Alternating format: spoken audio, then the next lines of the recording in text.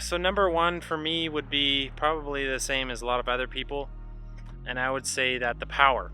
So this car comes with around 205 brake horsepower, but what that translates to up here at this elevation in Alberta is around 150 wheel horsepower.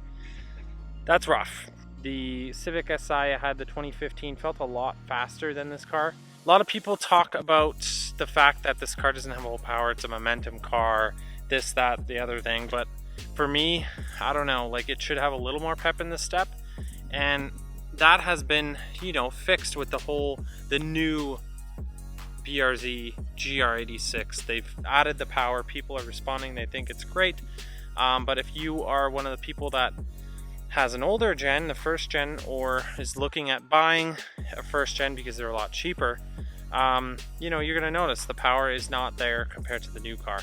There's lots of things you can do to remedy this. One way to remedy the power issue is to get headers in a tune. That's, a lot of people say that is a great way to respond to the lack of power, and especially the torque dip this car has, around 4,000 RPM. There is a fix to the power. There is a fix to the fact that it doesn't have a whole lot of power. So, you know, there is always solutions to your problems, but that is my number one for this car. Alright guys, for number two, I'm going to say corner lights. So if you've owned this car, or you know, have done your research, this bumper on this car, if you take it off a couple times, that clip in that corner light, as you can see, I'm missing mine, it just goes to the wind. It doesn't last. And it's probably my second least favorite thing about the car is the corner lights. They always pop out and they're just flimsy, and not a huge fan of those. So I suggest, if you're going to, you know, if you're going to play around with pulling the bumper, be really careful not to wreck that clip. Pinch the clip on the back and pull it out. Don't just yank it out, because you're going to wreck that clip and it's going to pop out. And you know, this happened on the track, unfortunately, but it was my fault. It's just one of those things I'm not too fond of. My tires are gone. So this is what happens when you go to the track. Wow, missing chunks of my tire. Number three for me is gonna have to be the intake and the fake cabin noise. Now this car has something, I don't know why they did it, but the stock intake on this car has a really bad, there's just so much extra sound deadening in the intake. I've cut it all out of the stock intake and riveted in new pieces and sealed them. Yeah, you can do that, or you can get a cold air intake. I had a pair in cold air intake. I got rid of it because I got some plans for the car that don't require an intake anymore. So yeah, number three for me is definitely gonna have to be the intake / I'm gonna call it sound. The sound on this car is it sucks from stock. It is bad. Like, it just sounds like a vacuum, super quiet, really boring. This has an N1 on it now. It sounds a lot better, but with some unequal length headers, these cars sound great. So again, every problem has a solution, but one thing to consider if you're going to run this car stock. Number four for me is going to have to be the stock sound system. I think it's just bad, the stock head unit and sound system. So a lot of people swap them out for aftermarket head units, and apparently that improves the sound quality a lot, but my personal opinion, I think they could have done better with the sound. Now I'm really stretching with 5 things I dislike about this car, because frankly I love this car, and it's quite hard for me to come up with 5 things, but for the 5th thing I'm gonna have to say is the bolt pattern. So this car comes in a 5x100 bolt pattern, pretty common for Subarus, but I personally think if they would have went to a 5x11 4.3, there'd be a lot more options for wheels.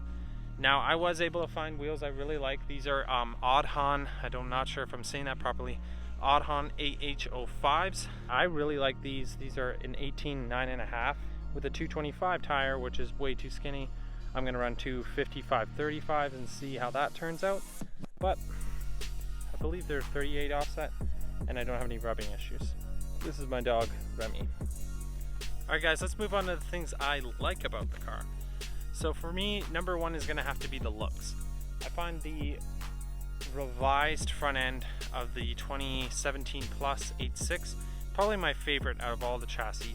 By that I mean the FRS BRZ 86. This to me is probably the nicest front end you can get on these cars. All personal preference. I just find the bumper and the way the front end looks is more appealing to me than the BRZ, and definitely the Gen 1 FRS. I don't know, I just think for one it looks faster than it is, which is kind of a downer. I'm just a really big fan of the looks. Everywhere I go with this car, especially it being yellow, I get a lot of looks, and that's not what it's about, but people think it's more expensive than it actually is, which I mean, I'm not going to say that's a bad thing. Yeah, number two for me is handling. This car I feel handles equally as good as my FK8. I've taken this car to the track 3 times now here in Alberta, and I have a really good time with it. I find you can keep up in the corners with a lot of cars you shouldn't on the straights, and even in the straights you can make these pretty peppy, which is my next step for sure.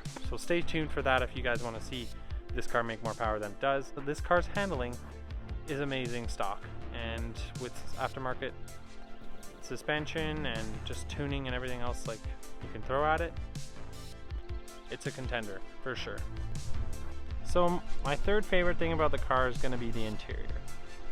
I find the interior on this thing looks amazing for the price range. I really like the dashboard layout on this car. I just like pretty much everything about it, minus the fact that there's a cutout right by the shift boot area that doesn't have any purpose unless you have the 86 GT or the BRZ.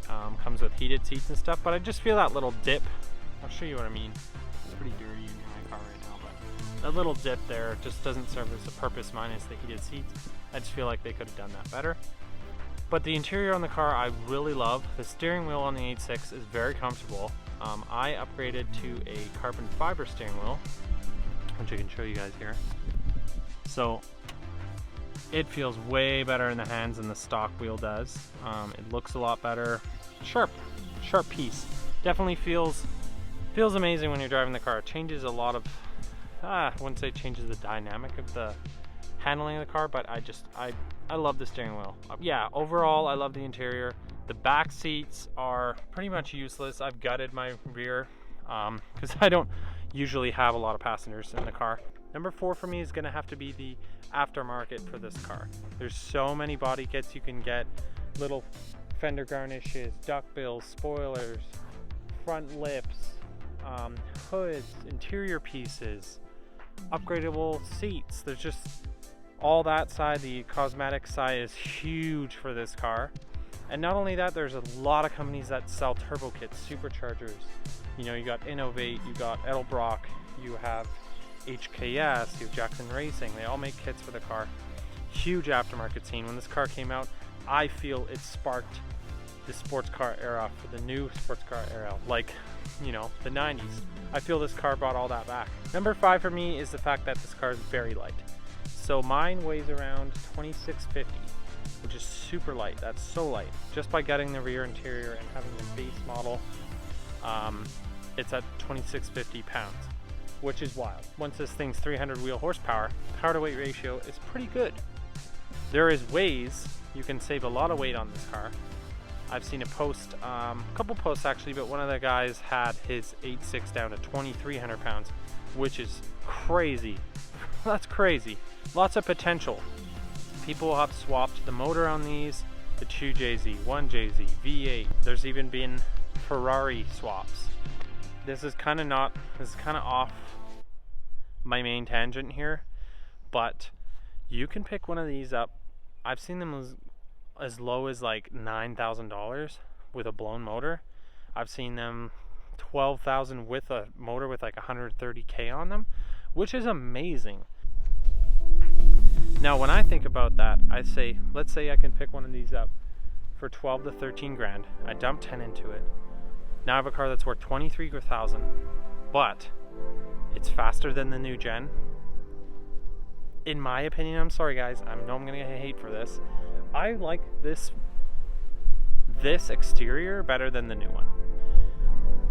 That's just my opinion. That's just my opinion. You can disagree with it, that's fine. But for $23K, it can have a 300 wheel horsepower 8.6. You can gut them, make them super light. Or you could buy a new 8.6 GR86 or BRZ and spend 29 to 32,000 Canadian dollars, sometimes even more with the markup, and you're gonna have a car that 190, 200 wheel horsepower. Some people are getting like 205, 210 I've seen, but over where I live, I don't see that happening. All that to say, I think a Gen 1 still has its merit. I think if you can pick one of these up for a steal, you could turn it into a track car, a drift car, a good daily with tons of aftermarket. Cheap parts are everywhere, used parts are everywhere. You can swap them. You could buy one a shell for like 8,000 and then LS swap it and make 500 horsepower. There's just so much potential for this car. And that's why I'm a huge fan of it. Huge fan of it. But anyways, guys, that's quite a long video. I'm sorry that, you know, I ranted a lot. I have so much. I could rant for hours on this car. But I lose my words, I lose my thoughts, and I would have to write it all out, you know. Anyways, thank you for watching the video. If you guys want to see some more content, I have some goodies coming from FT86 Motorsports. I'm going to be doing a review on the customer service from them, shipping time, pricing, all that. Spoiler alert, if you made it to this part of the video, it's an FT86 Motorsports Turbo Kit is on its way. I'm going to be boosting this and tuning it, dynoing it. All those videos will be up. I'm going to try to get some installation videos for the car, and I'm also going to track it. So I really hope you guys stay tuned to the build with this car, and also going to be some carbon fiber stuff getting thrown at it. So if you guys are interested in the car, if you want to know more about it, any questions or comments, put them in the description, put them in the comment section, and please like, comment, and subscribe. Catch you in the next one.